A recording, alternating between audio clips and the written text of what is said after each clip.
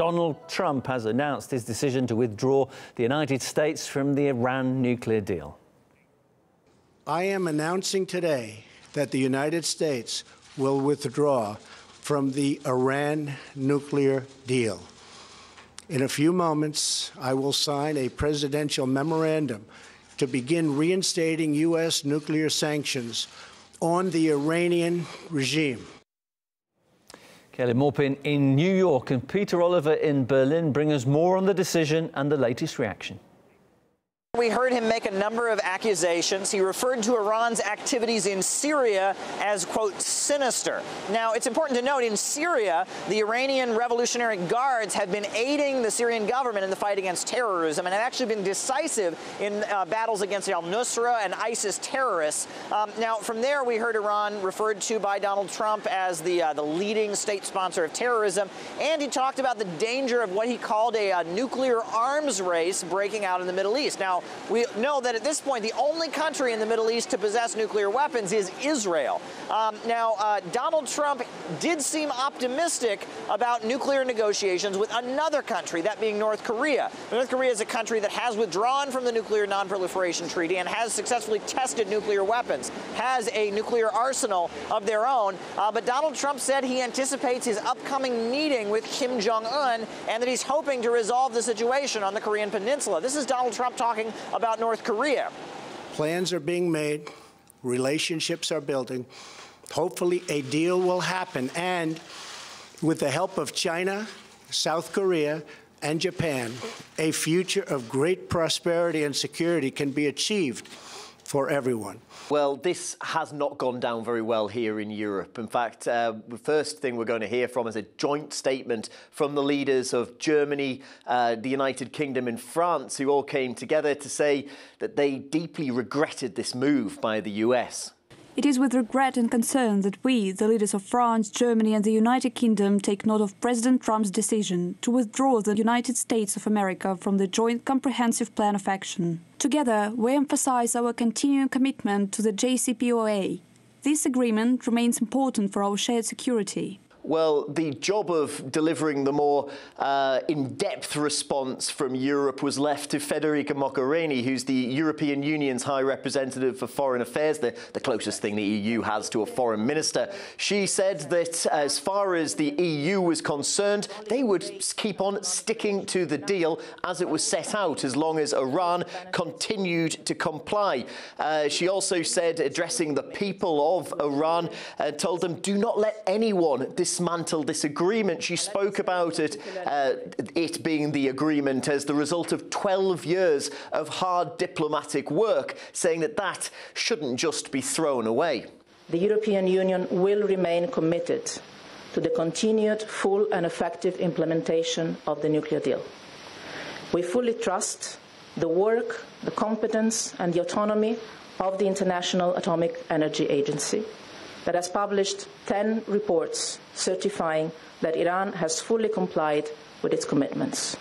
Well, we've also heard from here in Germany from Heiko Maas, the German foreign minister, who said that his country will do everything to keep the Iran deal alive. Well, Benjamin Netanyahu, the Prime Minister of Israel, he's been opposed to the deal since day one. He was opposed to the negotiations. Now, recently, he gave a PowerPoint presentation in which he called on Donald Trump to do what he just did and withdraw from the treaty, the agreement. Now, it's interesting to note, Netanyahu has started to allege that Iran is moving weapons into Syria for the purpose of targeting Israel, and has said that he urges the United States to withdraw from the agreement. This is Benjamin Netanyahu. Israel has opposed the nuclear deal from the start because we said that rather than blocking Iran's path to a bomb, the deal actually paves Iran's path to an entire arsenal of nuclear bombs, and this within a few years' time. Now, it's important to note that the current Iranian president, Hassan Rouhani, he's from the reformist movement, and he was elected on a platform of being more open to negotiations with the United States. He was harshly critical of his predecessor, Ahmadinejad. Today, he came forward, and he said that essentially they're going to continue consulting with countries in Europe. I ordered the Iranian Atomic Energy Organization to be ready for action if needed, so that if necessary, we we can begin our industrial enrichment without any limitations. Until we implement this decision, we will wait for some weeks, and we will hold talks with our friends and allies and other signatories of the nuclear deal. Now, the world is still reacting to this dramatic decision from Donald Trump, but Trump is fulfilling his campaign promise. He promised to rip up the deal, and it appears that he's done just that. The Russian Foreign Ministry has issued a statement saying that it's deeply disappointed by Trump's unilateral decision to abandon the deal and to reimpose sanctions against Iran. The Iran nuclear agreement was reached back in 2015. It was between Tehran and the 5 permanent members of the UN Security Council, plus Germany. Negotiations took over 9 years. Under the deal, Iran was obliged to limit its nuclear program in return for the lifting of sanctions. The US has published also a lengthy list of indicators of what actions it expects Iran to take. For example, it should not try to obtain an intercontinental ballistic missile. It should cease developing any nuclear-capable missiles and stop proliferating ballistic missiles to others. Also, Iran is called on to end its publicly declared quest to destroy Israel and halt cyber attacks against the United States and Israel too. Let's bring in now political commentator and former US state representative in Massachusetts. That's Paul Heroux. Nice to speak to you, Paul. I just wondered domestically in the United States, how's this decision being received, both, and we'll deal with them separately, publicly, what do they make of this, but also politically? Well, it should be received pretty poorly. 63% of Americans that were polled in a recent CNN ORC poll support the Iran deal, and only 29% were opposed to the Iran deal. This is basically Donald Trump engaging in politics, not very good policy. His own Secretary of Defense has indicated that the Joint Comprehensive Plan of Agreement, the Iran deal, is actually working. Could this be, just a possibility, I'll throw it out there, a case of Donald Trump doing what we've already seen him do? He doesn't like deals that other people made. He wants to show that he can do them better. Is this a bit of brinksmanship? Is he trying to show that he can renegotiate a better deal? It may well be that. Donald Trump has certain delusions of grandeur, if you will, and he has withdrawn from other international agreements, the Paris Peace Treaty, Paris Climate Accord, for example, moving the U.S. Embassy to Jerusalem. So he's thumbed his nose at various international institutions in the past and international agreements. But this is likely Donald Trump thinking that he could do something better than a lot of people who worked on this deal for a long period of time. But Iran has already indicated that they're not willing to renegotiate the treaty.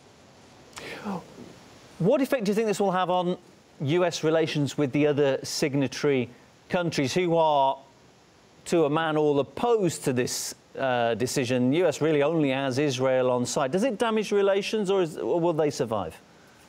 It's going to strain relations for certain, because if sanctions are reimposed on Iran, and there are certain European countries that are interested in doing business, continuing to do business with Iran, that's going to complicate things. Boeing, for example, had a $20 billion deal for different aircraft that they were negotiating with Iran.